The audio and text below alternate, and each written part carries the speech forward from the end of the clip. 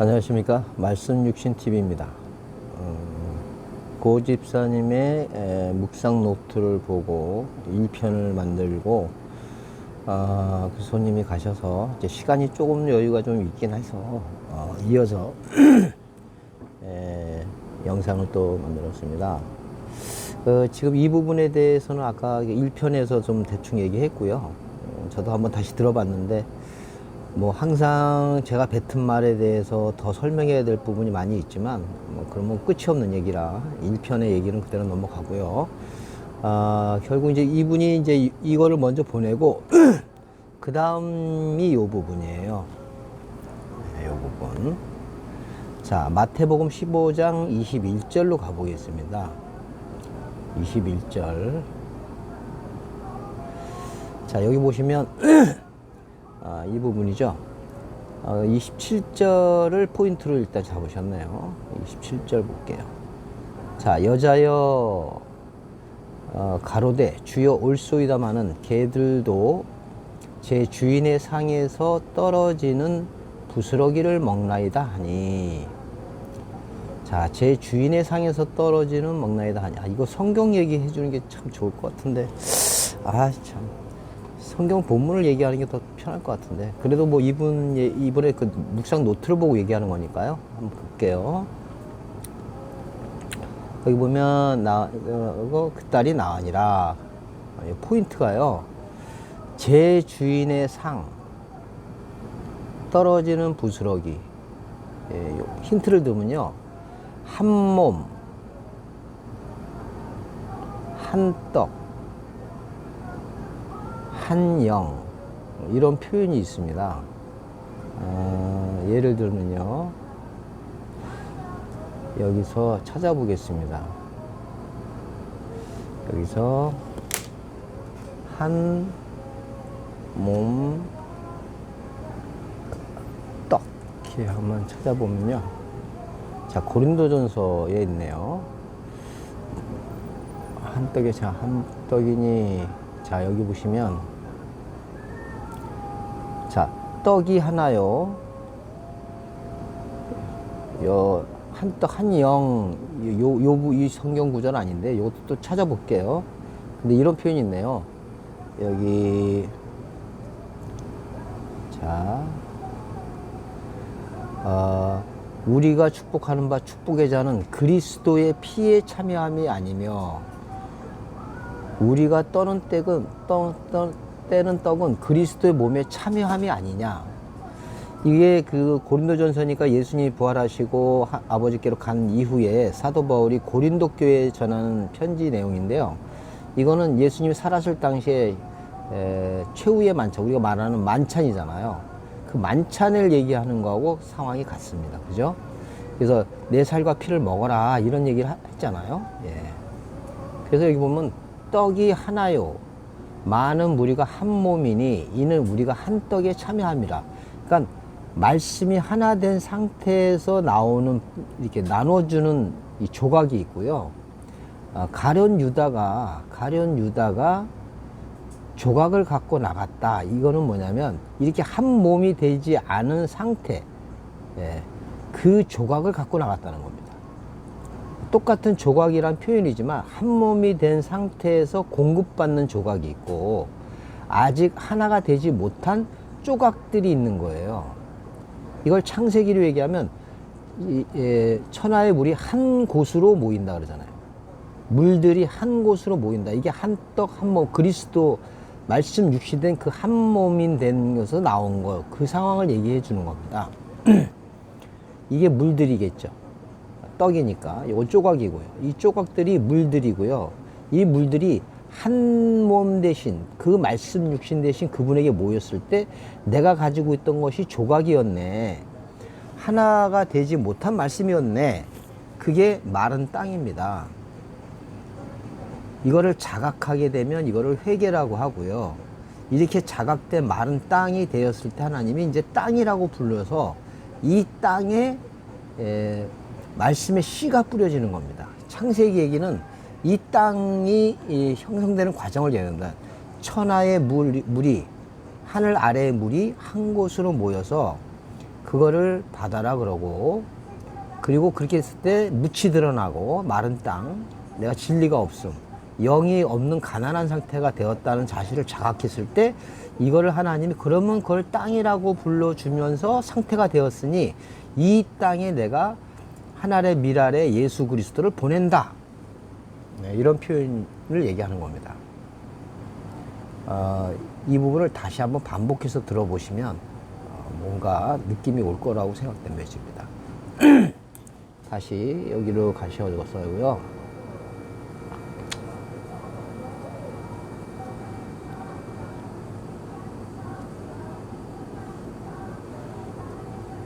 보시고 여기로 올게요. 자, 여기 보시면, 자, 여기 보시면 여기 이제 이분의 설명을 들어볼게요. 그래서 여기 제 주인의 상 떨어지는 부스러기, 그러니까 이 고백을 한 거죠. 예, 이분도 딸을 위해서 뭐든지 다 그거를 갖다가 이제 죄송한데 이게 사람의 교훈과 이야기로 지금 그 스토리를 충분히 이해한다는 거잖아요. 말 그대로 지금 오히려 이 고집사님이 얘기하신 이 부분이잖아요. 지금 죄송하지만 상대적으로 고집사님이야말로 사람의, 왜 이래. 여기, 사람의 계명으로 교훈을 삼아 가르치고 있잖아요. 그래서, 주님을 믿을 만한 분입니다. 라고 믿겠다는 거 아닙니까? 이게 헛되이 경배하는 겁니다, 이게. 지금 이 표현이잖아요. 자, 죄송합니다. 여기. 자, 보시면 이 해설 있잖아요. 이 해설. 이게 지금 일반 교회, 지금 기독교의 모든, 그러니까 성경을 영적으로 보지 못하는, 영적으로 다 본다고 하는데 또 제가 영적으로 안 본다 그러면 또 욕먹겠네요. 어쩔 수 없네요. 뭐 이게 일반 교회 목사님들 가르친 내용들 아닙니까? 제가 교회 다녔을 때 이렇게 받고 저도 이렇게 학생들에게 가르쳤어요. 자, 귀신 들린 딸을 살리기 위해 엄마가 예수님 앞에 나왔다. 그녀가 할 수 있는 건 힘이 세어서 근육을 뚫고 나가게 갈 수도 없었고 단지 군중 뒤에서 자기한테 순위. 이거 그 얘기를 잘 하시는 목사님들 얼마나 극적으로 얘기를 합니까? 제가 예수님을 영접하게 된 게 부흥회 때였는데요. 부흥회 때 이 말씀을 가지고 이렇게 극화시키고 리얼하게 얘기를 해줌으로, 더 자세히 잘 설명해 줌으로 해서 주님이 이 땅에 오신 것이 우리를 위해서 오셨고 그분이 죄가 없으신 분인데 그렇게 돌아가신 사건이 2000년 전에 있어서 우리가 이걸 믿고 지금 여러분이 마음에 감동이 되면 영접하시고, 그러면 성령이 예수님 영접하게 된 거고, 그걸 느껴서 입으로 시인하면 구원을 받게 된 거고, 그러면 우리 안에 성령이 내주하시는 거고, 그래서 당신이 하나님의 자녀가 됐습니다. 영접하는 자, 곧 그 이름을 믿는 자들에게 하나님의 자녀가 되는 권세를 주신 거라고 지금 얘기하는 겁니다. 해서 당신은 이제 하나님의 자녀가 되었습니다. 이렇게 구령상담을 한 거와 똑같습니다. 내용이. 그렇잖아요. 지금 이렇게 교회를 좀 다니신 분들 다 이렇게 해석하지 않나요?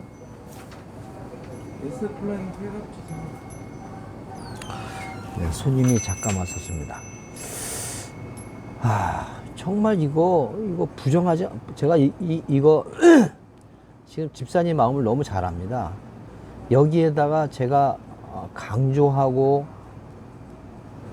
진심을 담아서 제가 학생들한테 얘기를 하면서, 여러분 이런 믿음이 있어야 됩니다. 지금 남이 뭐가 중요합니까? 내 딸이 죽게 생겼는데요. 하면서 이 본문을 이렇게 가르쳤어요. 정말 고집사님 저하고 교제를 못 하셨지만 처음 그때 그 영상에서 한번 우리가 줌으로 서로 말씀을 나눴지만, 처음부터 제가 너무 바로 그런 얘기를 해서 마음이 조금 부담스러우셨겠지만, 정말 제가 이렇게 가르쳤고 이런 신앙생활을 30년을 했습니다. 말씀은 깊은 말씀을 깨닫지 못했었고요. 정말 너무 참 나는 개입니다. 저 그랬어요. 제가 예수를 믿기 전에 개같이 살았구나. 2000년 전에 이 주님이 오신 사건을 몰랐고 영화를 보고 했어도 내가 이런 분인 줄을 몰랐구나. 나는 개구나. 막말로 이 개 같은 놈이었네 나는. 그렇게 저도 설교했고요. 학생들 가르쳤습니다. 근데요, 재밌는 게 제가 예수님 믿기 전 일반 사람으로 살았을 때, 교회로 왔을 때, 교회에 있을 상태에 내가 이때 예수님을 모르고 기독교로 들어오지 않았을 때 내가 개였구나. 이게 개야. 이렇게 생각했단 말이에요. 근데 또 이 교회에서 이 말씀을 나름대로 또 깨닫고 있은 이 상태에서 이때가 진짜 개라는 겁니다. 이때가. 이 개라는 겁니다. 이때가. 헛되이 경배하게 만드는 게 개예요. 이때는 아무것도 모르니까. 이때는 율법도 없었잖아요. 성경도 모르고 있었으니까 율법이 없을 때는 죄를 죄로 여기지 않았기. 이때는 개가 아닙니다. 아무것도 아닌 거예요. 그냥 무. 없을무. 없을무가 이런 뜻이 아닌데. 아무튼 이때는 아무것도 모르니까 죄도 없어요. 이 교회 생활할 때, 말씀을 들었을 때 그대로 믿어버렸기 때문에 안다고 하니 죄가 그대로 있는 겁니다. 이게 이스라엘 사람 아닙니까? 율법을 받은 이스라엘이에요. 걔는 말씀을 안다고 할 때가 걔예요. 예수님도 모르고 하나님도 모르고 믿지도 않고 그냥 창조주만 이해하고 그렇게 일반. 성경도 모르고 있을 때는 걔가 아닙니다. 성경이 주어지고 하나님에 대한 얘기를 들었을 때 그 듣고 그렇게 믿고 있는 게 걔예요.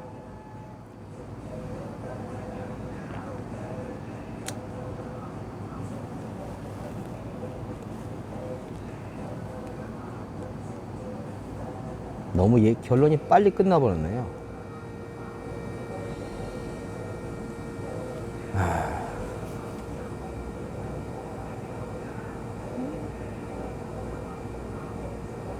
저도 딸이 있는데요. 제 딸이 이랬으면, 고칠 수 있으면 이렇게 할 겁니다.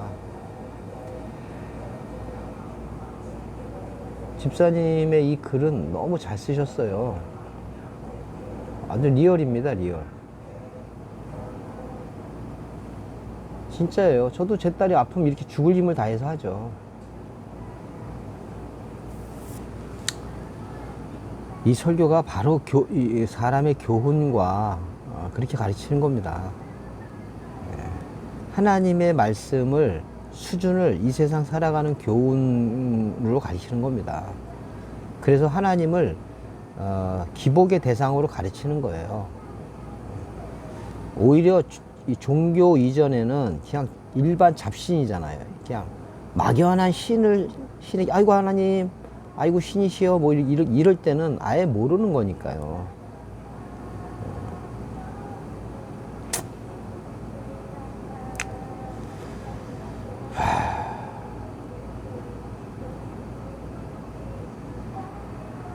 제 개인 일을 얘기하면 정말 그 교회 생활하면서 하나님께 절박하게 기도한 게 꽤 많았습니다. 근데 저는 한 번도 이루어지질 않았어요.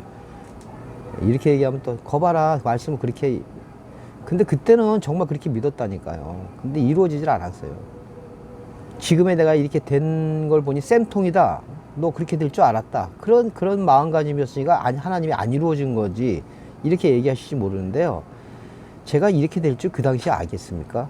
그러면 그 당시에 내가 하나님께 교회 예배당에 가서 새벽부터 밤늦게까지 정말 울부짖고 기도했던 내용들이 너무 많습니다. 이렇게 가르쳤기 때문이죠. 저한테 선배들이, 믿음의 선배들이. 제가 만약에 그 중에 하나라도 이루어졌으면 저도 거기서 못 나왔을 겁니다. 주님이 이 땅에서 천군 천사가 내려와서 예수님이 이 땅을 회복하고 로마 군인을 몰아내고 그 전까지 기적을 잘 베푸셨잖아요.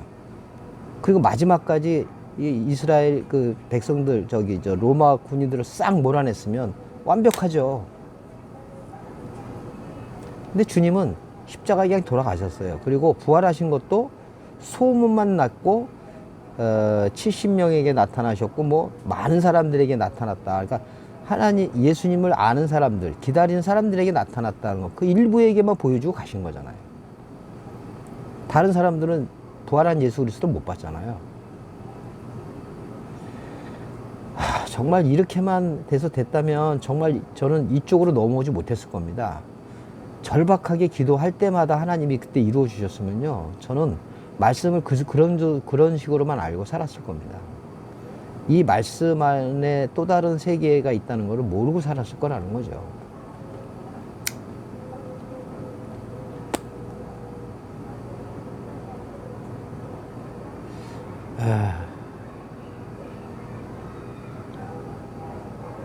여기 또 이제 볼게요. 그래서 이제 여기 29일이고 여기 28일이네요. 29일 날은 또 21절을 묵상하셨네요. 예수께서 21절, 아까는 27절이었네. 27절 얘기, 그게 포인트가 돼서 감동받으셨군요. 그 다음에 21절에 예수께서 대답하여 이르시되 나는 이스라엘 집의 잃어버린 양 외에는 다른 데로 보내심을 받지 아니하였노라 하시니. 그리고 21절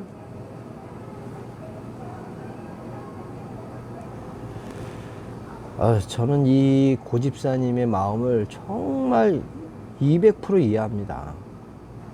여기 지금 이 고집사님 정말 대단하신 거예요.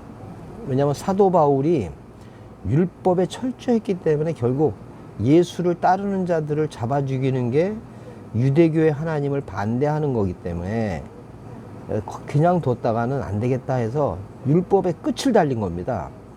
행위의 율법의 끝은 이런 얘기를 하는 사람을 죽여야 된다.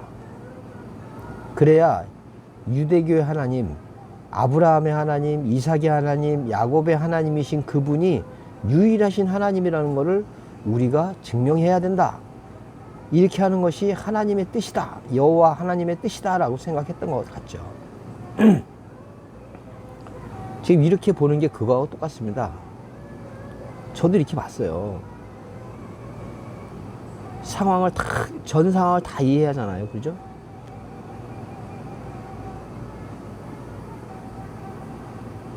이렇게 이해하시는 것도 대단합니다.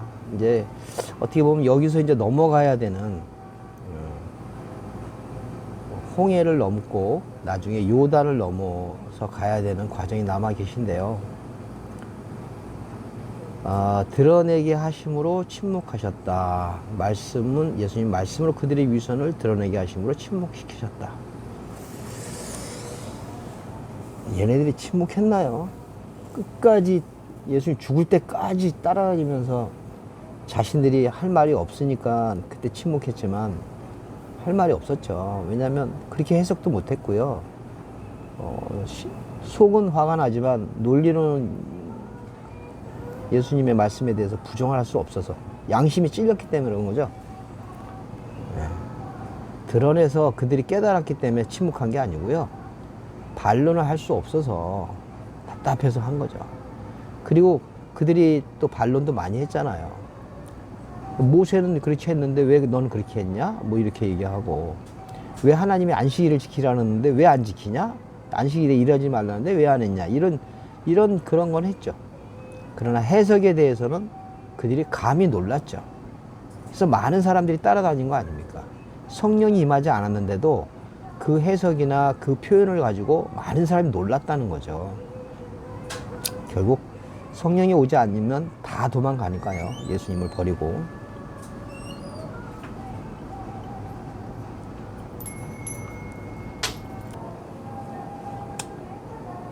이 집사님이 참 대단하신 게 이거를 이렇게 이해하고 있다는 게 대단하십니다. 이 성령이 깨닫게 해주신 말씀의 차원은 제 입장에서 모른다 할지라도 이 성경을 이렇게까지 극적으로 이해하시는 게 대단하세요. 표현적으로 보면 여기 보면 예수님답지 않았다. 그죠? 맞아요. 예수님답지 않았죠. 사랑이 많으신 예수님이 그러지 않았죠. 근데 아무튼 더 읽어볼게요. 평소에 예수님답지 않았다.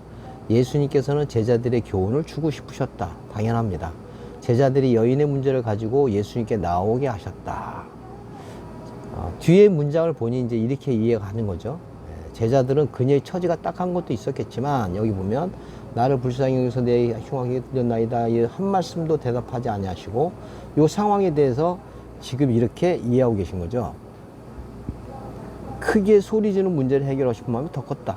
이거는 뭐냐면 제자들 청하여 말하되 그 여자가 우리에게 뒤에 소리 지르는 글을 보냈어서 이 표현만 썼으니까 여기에 이제 해석이 들어간 거죠. 소리 지르니까 우리가 불편하고 힘드네요. 우리가 말씀을 전해야 되고 뭐 하는데 따라오면서 저렇게 소리를 지르니 남들이 뭐라 그러지 않나요? 그러니까 그건 누구나도 이렇게 다 이해하는 거지. 근데 이제 예수님의 대답이 나는 이스라엘 문제를 양외에는 다른 데로 보내시 받지 아니하였다. 이 고집사님이 대단하신 게 참 요거예요. 이렇게 이해했다. 특히 제자들의 마음속에 있던 생각을 이방인에 대한 고정관념과 편견을 버리게 하시기 위해 그들의 마음속에 있던 생각을 끄집어내어 공론화하신 것이다. 이렇게 하기 위해서 예수님이 한 말씀도 안 했고 대답을 이렇게 하셨다는 거죠. 그래서 뒤에 이제 얘기가 나오겠지만 이 부분이죠. 자, 예수 이렇게 대답을 안 하신 이유는 요걸 얘기하기 위해서, 그래서 이 이방인에 대한 개념과 이스라엘의 잃어버린 양이 뭔지를 얘기하려고 하셨다고 했는데 여기 이방인에 대한 고정관념과 편견을 버리게 하기 위해서 공론화하셨다라는 방법이 예수님이 한 말씀도 안 하시고 그 다음에 얘기했던 게 이들이 말을 통해서 듣게 그걸 말하게 하고 그 말하게 한 다음에 요 표현을 써서 공론화시켜서 제자들이 깨닫길 바랬다. 대단하십니다. 성경에 이쪽 성경이 요렇게 표현되어 있지 않는 게 읽어내신 거죠. 이 글의 행간과 행간, 이 문장 속에 숨겨져 있는 의미를 이렇게 해석을 해 주신 거죠.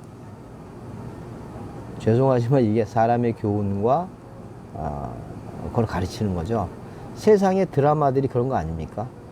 역사적 사건을 극화시켜서 더 그 역사적 사건으로는 충분히 이해를 못하니까 그 상황을 충분히 이해하도록 더 어떤 그 가미하고 극화시켜서 하는 거야.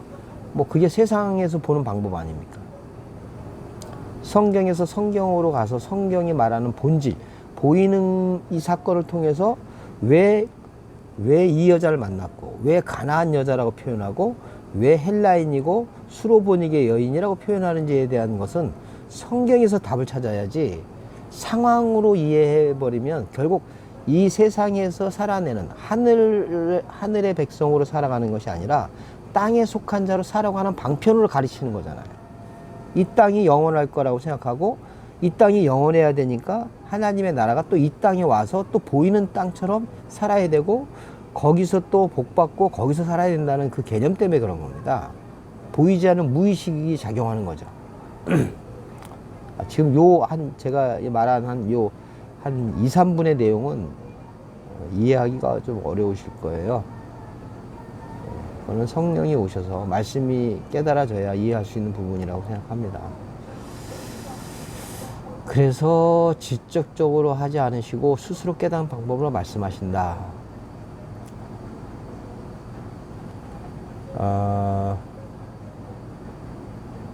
제가 이걸 지금 계속 이렇게 하고 있는데요. 이스라엘의 잃어버린 양이라는 개념을 제가 저번 첫 번째 영상에서 그 고집사의 연구 묵상 노트를 보면 1에 있는 게 아니고 그 전에 영상에 있어요. 이스라엘의 잃어버린 양. 성경에서 이방인은 무엇을 얘기하는가? 그리고 성경에서 이방인은 유대인의 관점에서는 이스라엘 백성이 아닌 사람을 이방인이라고 하지만 성경의 진리적 관점에서는 말씀을 모르는 자들이 이방인입니다.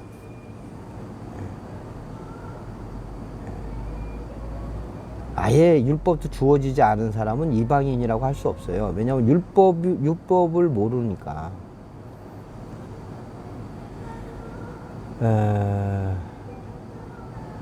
솔직하게 제가 이런 성경 말씀을 가지고 말씀을 얘기하는 거는 제가 너무나 마음속에서 즐겁고, 이 마음속에서 그 말씀이 흘러 막 넘치고 말씀이 생각나는데, 다른 사람의 글에 대한 이렇게 이 해석? 이런 어떤 그 해석들 있잖아요.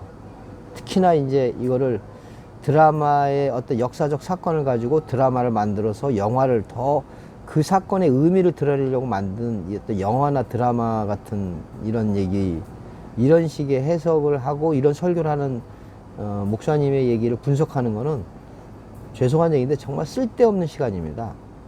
옛날에 저도 이런 데 시간을 많이 할애해서 그 유튜브에 들어가서 또 뭐 네이버 지식인에서도 많이 좀 얘기했는데요. 제가 그분들을 사랑하지 않아서가 아니라 이제 그때가 지난 것 같아요. 이런 거 아무리 얘기를 하고 해봐야 안 되는 것 같더라고요. 그럼 그 당시에는 왜 그랬냐? 제가 왜 그렇게 하고 싶었고, 왜 그때 당시에 그렇게 열심히 이 진리를 모르는 사람들한테 제가 깨달은 말씀을 줬냐? 그거는 제가 훈련받기 위한 거죠. 과정으로서 주어진 거지. 진리를 알고 나면요, 느끼고 나면 예수님처럼 꼭 필요한 자에게만 합니다. 준비된 자, 때가 이르렀음에, 뭐 주님이 그러잖아요. 때가 이르렀고, 그러니까 주님이 가신 곳은 다 때가 됐기 때문에 가신 거예요. 그래서 받아들이는 구원이 있고, 심판받는, 결정할 때가 되어서 빛과 어둠을 나누는 때가 됐기 때문에 이렇게 심판하시는 거죠. 그래서 이런 얘기들에 대해서 일일한 분석 자체가 흥미가 안 생기고요. 아까 표현한 대로 내가 지금 말씀을 더 봐야 되고, 그분을 더 닮아가고, 그분 아버지께서 나에게 이끄시는 대로 그분의 형상과 모양, 그리스도의 장성한 분에 이를 때 가야 되는데, 지금 내가 뭐 내 자랑하려고 하나? 그래서 그 사람 해가지고 뭐 나에게 뭐 내 종을 만들려고 하는 건가? 이런 마음이 들어서 저도 의욕이 별로 안 생기고요. 안에서 제 안에 있는 그 말씀 하나님이 작동을 안 합니다. 뭐 세상 표현에 하면 쓸데없는 짓 하고 있다라는 느낌밖에 안 들어요. 그냥 오히려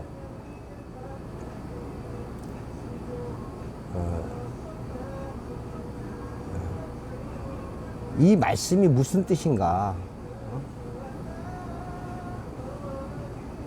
이 말씀이 집 잃어버린 양이 성경에서 뭘 얘기하고, 왜 여자가 이런 고백을 했는지에 대한 영적인 의미 있잖아요.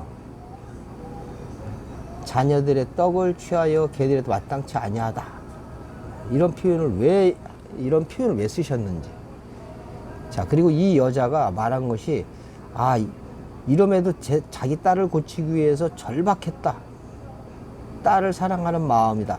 이 얘기를 하는 게 아니라 영적인 얘기를 하신 거거든요. 이 여자는 진리의 남편. 사마리아 여인도 그런 얘기 하잖아요. 5 남편이 있는데 그게 네 남편이 아니고 주님이 남편이시잖아요. 진리시자니까. 비진리가 여자고 진리가 남자 아닙니까? 그래서 진리이신 분이 예수 그리스도시고 그분이 신랑이시잖아요. 이 여자라는 표현은 그런 거죠. 내 딸이 있기 때문에 내 딸이 아프니까 어떻게든지 고쳐야겠다, 이런 얘기가 아니었고요. 성경은 이 사건을 통해서 이 여자가 말씀을 모르는 우리 비진리고 진리를 지금 갈구하고 있는 여인으로 얘기하는 겁니다. 귀신 들린 딸이라는 표현도 제가 이 성경의 표현은 뭐냐면, 귀신 들린 딸, 하나님의 말씀을 오해하고 있는 상태. 그래서 말씀에 대해서 비방하고 대적하는 마귀, 디아볼로, 그 다음에 사타나, 대적자, 그렇게 있는 상태에 자신의 말씀들을 딸이라고 얘기했지 않습니까? 자신의 깨닫지 못한 말씀을 깨우쳐달라고 하고, 영으로 절대적인 가난하다. 이게 산상수의 시장 아닙니까? 내가 말씀을 말씀답게 모르고 있기 때문에 나는 거지다. 그래서 나는 개다. 나는 개입니다. 라고 표현하는 게 이 딸이 귀신 들려 있는 거예요. 그 세상에서 가장 절박한 상태가 뭐겠습니까? 자신보다 자신의 딸이나 자신의 자녀가 아플 때 고칠 수 있는 사람이 있다는 얘기를 듣고 또 그 사람이 고친 예를 들었을 때 찾아가서 그 절박한 것처럼 돈으로도 안 되고 뭐로 안 되고 아무리 해도 안 되는데 그분이 고치셨다는 말을 듣고 따라간 이 세상의 어떤 상황은 이 세상의 비유에 자식 눈에 넣어도 안 아픈 자식이 아파서 그걸 고칠 수 있는 사람을 찾아가는, 그리고 고칠 수 있는 사람 앞에다 두고 상황이 여의치 않지만 그래도 이 시간이 지나면 못 고친다라는 절박성의 이 비유를 들 수밖에 없잖아요. 근데 말씀이 오묘한 거는 이런 표현들인 거예요. 그래서 하나님 말씀인 거예요. 왜 이걸 여자라 그랬을까?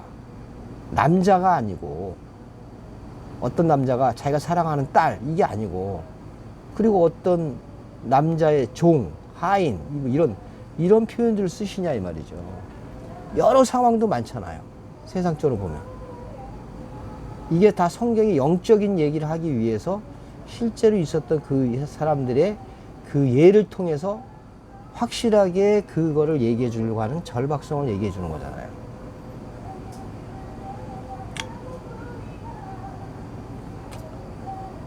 말씀을 말씀답게 얘기하는 데는 제 열정과 제 안에 있는 말씀 하나님이 열정을 하시는데, 지금 여기처럼 뭐 이런 얘기들은 사실 죄송하지만 저한테는 이런 해석들 인간적인 교훈으로 하나님의 말씀을 다시 끌어내려서 이 세상에서 범사에 복 받으려고 하는 이런 식의, 이분은 또 그런 얘기가 아니라고 얘기하시겠지만 결국은 착한 사람, 착한 종교인, 그거 아닌가요? 그래서 그런 얘기를 하는 것에 대해서는 제가 더 이상 흥미도 못 느끼고요. 시간 낭비고, 우리가 공부 열심히 하고 대학 시험 보고 대학교 들어가야 되는데 쓸데없는 데 시간을 보내는 것 같은 마음이 들어서 좀 마음이 그렇습니다.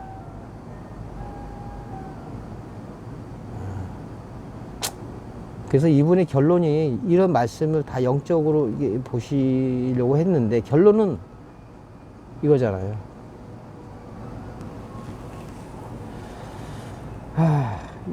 이게 결론인데, 이 결론이 30년간 성전 미문에, 그러니까 제가 그 성전 미문에 앉아서 구걸하고 앉은 뱅이 있었잖아요. 그러니까 성소 안으로 들어가지 못하고 그 바깥에서 있었던 제 모습이 너무 같아요. 지금 제 마무리가 갑자기 의욕이 떨어졌어요. 내가 왜 이런 해석, 인간의 그 절박함에 대한 해결해 준 예수님을 뭐 이렇게 해석해서 그러면 안 된다는 얘기를 하는 게 무슨 의미가 있나, 그런 마음이 확 들어서 더 진행을 못 할 것 같아요. 이 말씀의 영적인 뜻을 알아야 되는데, 이제 너무 이런 신앙생활 30년을 했기 때문에 옛날 모습이라 너무 그게 가슴도 아프고, 그냥 이런 얘기에 대해서 이게 아닙니다, 이런 얘기보다는 그냥 본론, 주님이 오셔서 그냥 그 진리로 얘기하신 것처럼, 오신 것처럼 그냥 이 성경의 원뜻, 이 성경 보이는 일과 사건, 그 다음에 구약의 문자의 성경을 영으로 얘기하시는 주님처럼 저도 그런 얘기에 관심이 많고, 그런 거 할 때 이제 지금의 저에게는 그게 저에게 영의 양식이거든요. 그리고 또 먹은 양식을 그분을 드러내는 것으로, 그게 할렐루야거든요. 할렐루야. 말로 외치는 게 아니고요. 이게 할랄, 야의 합성어인데, 빛나다, 야훼, 그래서 여호와, 그래서 스스로 계신 자, 스스로 계신 말씀을 빛내라. 뭐 기독교식 복음을 전하라 이거죠. 하나님의 진리를 어찌하든지 간에 듣든지 아니하든지 뭐 전하라 뭐 이런 그런 또 듣든지 아니하든지가 그게 아니고 그런 의미가 아닌데 아무튼 이 말씀을 전하고 이 말씀을 말씀으로 얘기하는 것 외에는 하다 보면 의욕이 떨어지고요. 내가 뭐 하고 있는 건가 이 시간에 이런 생각이 듭니다. 앞으로 이런 영상은 그만 좀 만들고 싶고요. 이거 만들어 봐야 뭐 하겠습니까? 이게 틀리다 뭐 이런 얘기 해봐야 무슨 소용이 있습니까? 이분한테 이게 현재의 모습이고 또 이런 삶을 추구하고 이런 삶이 정말 하나님이 원하시는 삶이라고 이렇게 이해하고 계시니까 네가 범사에 잘 되고 영육간에 강건하기를 원한다. 그래서 보이는 세상에서 그걸 누리고 또 죽어서까지 천국에 가서까지 상을 받고 그렇게 영원히 살려고 하는 이 죄송하지만 이 욕심을 채우는 일에 뭐 일조하거나 그런 일에 대해서 얘기하는 것이 저에겐 너무나 의미 없는 일 같아요. 복음을 말하고 말씀을 그분의 뜻으로 얘기하고 그분이 흘러내는 말씀으로 흘러낼 때 제가 기쁨이 넘치는 것이고 의미가 있는 삶이 되는 거거든요. 더 이상 그런 쪽에는 흥미가 안 생기고요. 이 말씀 안에서에만 기쁨이 있고 그리스도 안에서만 평안이 있습니다. 그래서 성경의 말씀처럼 내가 주는 평안은 세상이 주는 것과 같지 않다. 율법이 주는 것과 같지 않다는 거죠. 세상이 주는 것과 같지 않다. 이거는 코스모스, 질서 있게 정돈된 것, 뭐 장식. 그래서 하나님이 진리를 얘기하기 위해서 만들어 놓은 이 세상. 그래서 이 세상을 진리로 깨달아서 진리이신 분과 함께 동행하는 육신이 살아있는 동안 천국, 하늘들의 나라, 아버지의 나라로 동행하고 누리다 가는 것이 저에게는 기쁨이고 즐거움입니다. 다른 일들, 형제들과 쓸데없는 변론을 하거나 준비되지 않은 자에게 아까 같이 이스라엘 자녀들의 떡을 취하여 진짜 여기의 개는 진짜 개죠. 회개한 개인데 회개하지 않는 개한테 진주를 던지거나 하는 일은 정말 하기가 싫습니다. 그런 때가 있었는데 그때는 지났고 이제는 잃어버린 양과 잃어버린 이 결론은 그거네요. 잃어버려진 양과 잃어버린 드라크마, 그 다음에 집 나가 돌아온 두 아들 중에 그 아들, 새로운 아들. 이 얘기입니다. 이런 자들에게 찾는 것이 기쁨이죠.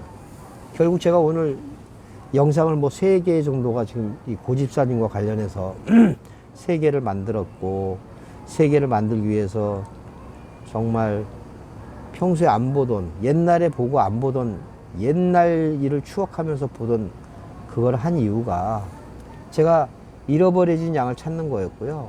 잃어버린 드라크마였고요. 죽었다 살아난 그 아들, 집으로 돌아온 상태가 되어서 집으로 돌아올 수밖에 없고 회개된 그 아들을 찾는 일입니다. 지금까지 제가 이 영상을 만든 것들이 이 누가복음 15장에 나오는 새 비유의 현실적인 저의 사건입니다. 아무튼 잃어버려진 양, 잃어버린 드라크마, 아버지 집에 품꾼으로라도 되기를 바랬던 그 양처럼, 그 아들처럼 이 과정을 통해서 고집사님이란 분이 상대적으로 제 입장에서는 그분은 다시 옛날 신앙을 회복하라고 저한테 권면하는 거고, 저에게는 그 부자 나사로와 아브라함 품에 있는 나사로가 살았을 때 이쪽으로 넘어와야 되는데 넘어오지 못하고 있는 그분을 향해서 서로가 안타까운 마음으로 이 세계로 넘어오라고 얘기하는 것과 같네요. 성경에서의 부자 나사로는 자기를 자각했습니다. 이 지옥에서 한 방울의 물이라도 먹기를 바랬던 자각된 그 부자죠. 고집사님이 부자입니다. 재물이 많은 청년이었고, 그러나 말씀을 계속 추구하는 그 부자 청년입니다. 부자 청년처럼 결론이 나지 않기를 바라고, 살아있는 동안 분명히 지금 이렇게 열심히 하시는 거니까 제 경험을 미루어 보면 그분의 때가 되면, 말씀의 때가 될 때가 오실 날이 있습니다. 그때 제가 했던 말씀들이 기억나시고, 제가라는 표현보다 이 말씀들이 생각나셔서 베드로가 주의 말씀이 닭 울기 전에 네가 나를 부인했던 것을 기억하리라 했던 것처럼 그런 날이 하나님은 분명히 오시게 할 겁니다. 그렇게 안 되면 가는 거죠. 아무튼 그런 날이 오기를 바라면서 더 이상 고집사님 관련되어서는 영상을 만들고 싶진 않고요. 그냥 이 성경 구절에 대한 영적 지식에 대한 영상만 또 만들어 보려고 노력해 보겠습니다. 저도 이 땅의 본이신 예수 그리스도처럼 아버지께서 일하실 때만 일하는 사람이 되고 싶습니다. 처음에 의욕적으로 시작했는데요. 이 두 번째 영상은 중간에 하다가 갑자기 의욕이 떨어지네요. 진리만을 얘기하는 상황이 아니라 다른 사람의 얘기를 해석하고 뭐 이런 일 자체가 저에게 무의미하다는 느낌이 오면서 갑자기 영상을 만드는 일이 더 이상 이분에 관해서 영상을 만드는 게 의미가 없어진 것 같아서 영상을 이런 식으로 마무리해서 죄송합니다. 이게 저의 실제의 어떤 상황이고요. 여러분들도 이 상황을 나중에 경험되어지길 바랍니다. 영상 여기서 마치고요. 이제 말씀에 대한 부분으로 다음 영상으로 찾아뵙겠습니다. 감사합니다.